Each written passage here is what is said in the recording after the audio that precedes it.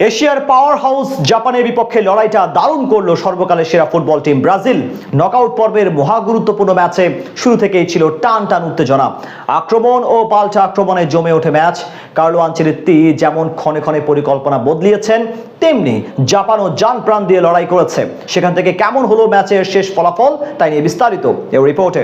এশিয়ার পাওয়ার হাউসের সাথে গোটা ফুটবল ইতিহাসের সর্বকালের সেরা দল ব্রাজিলের লড়াই, তাই স্বাভাবিকভাবে গোটা দুনিয়ার ফুটবল ভক্তদের জন্য আজকের ম্যাচটি ছিল বিশেষ। অতীত পরিসংখ্যান এগিয়ে রাখলেও অদৃশ্য চাপ ছিল ব্রাজিলের দিকে। তবে সেই সব উপেক্ষা করে ম্যাচের শুরু থেকেই আক্রমণাত্মক খেলতে থাকে পাঁচবারের বিশ্ব চ্যাম্পিয়নরা। দ্বিতীয় মিনিটেই প্রথম অ্যাটাক করে তারা ব্রুনো গিমারায়েসের শট চলে যায় গোলপোস্টের পাশ দিয়ে। সেখান থেকে পাওয়া কর্নার কিকেও তেমন ফায়দা করতে পারেনি সেলেসাওরা। 10 মিনিটে আরো একবার দারুণ সুযোগ তৈরি করেছিল তারা। ডি বক্সের একটু বাহির থেকে সেখানে গিমারায়েসের শট সতীর্থ পাকেতার গায়ে লেগে প্রতিহত হয়ে ফিরে আসে। এর 1 মিনিট পরেই ফ্রি কিক পায় জাপান, তবে সেখান থেকে তারাও তেমন সুবিধা করতে পারেননি। হাইড্রেশন ব্রেকের পর কর্নার কিক পেয়েছিল তারা, সেই সুযোগও কাজে লাগাতে পারেনি। তবে 29 মিনিটে আর ভুল করেনি কাইসু সানু। মাঝ মাঠ থেকে একাই বল নিয়ে ছুটেন তিনি। এরপর ব্রাজিলের নরবরের রক্ষণকে ফাঁকি দিয়ে দূরপাল্লার দুর্দান্ত এক শটে গোল করে জাপানকে এগিয়ে দেন এই ফুটবলার। 34তম মিনিটে ভিনিসিয়াস জুনিয়রের দুর্বল শট সহজেই রুখে দেন প্রতিপক্ষ গোলকিপার।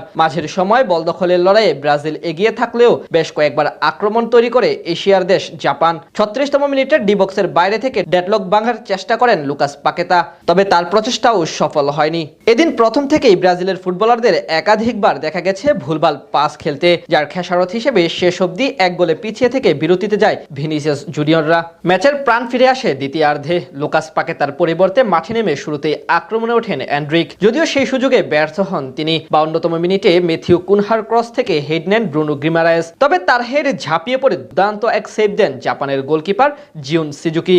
এরপর আরো কয়েকটি আক্রমণ করে ব্রাজিল, সেখান থেকে অবশ্য সফল হতে বেশি সময় নেয়নি তারা। 56তম মিনিটে গেব্রিয়েল ম্যাগালায়েসের দুর্দান্ত এক ক্রস থেকে হেড নিয়ে অসাধারণ এক গোল করে ব্রাজিলকে সমতায় ফেরান কাসেমেরো। সাথে সাথে উল্লাসে মেতে ওঠে সমর্থকরা। এর মাত্র 1 মিনিট পরেই এগিয়ে যেতে পারত ব্রাজিল। ডি বক্সের ভিতরে দারুণ ড্রিবলিং করে দুই ফুটবলারকে বোকা বানিয়ে গোলপোস্টে শট নেন ভিনিসিয়াস জুনিয়র। তার বল ভারে লেগে ফিরে আসে। 64তম মিনিটে জাপানের দূরপাল্লার শট রুখে দেন এলিসন বেকার।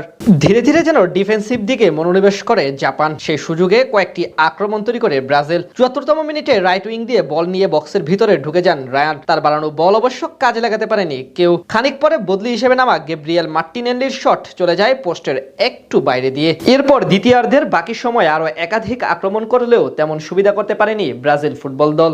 নির্ধারিত খেলার একেবারে শেষ মুহূর্তে এসে ঝলক দেখায় ব্রাজিল। আক্রমণের পর আক্রমণের শেষ মুহূর্তে গিয়ে মার্টিনেল্লির পা থেকে আসে সেই কাঙ্ক্ষিত গোল, আর সেই গোলেই জয়ের উৎসবে মেতে ওঠে ব্রাজিল, যার মাধ্যমে পৌঁছে গেল রাউন্ড অফ 16-এ। বিপরীতে এখান থেকেই মিশন শেষ করতে হলো জাপানকে।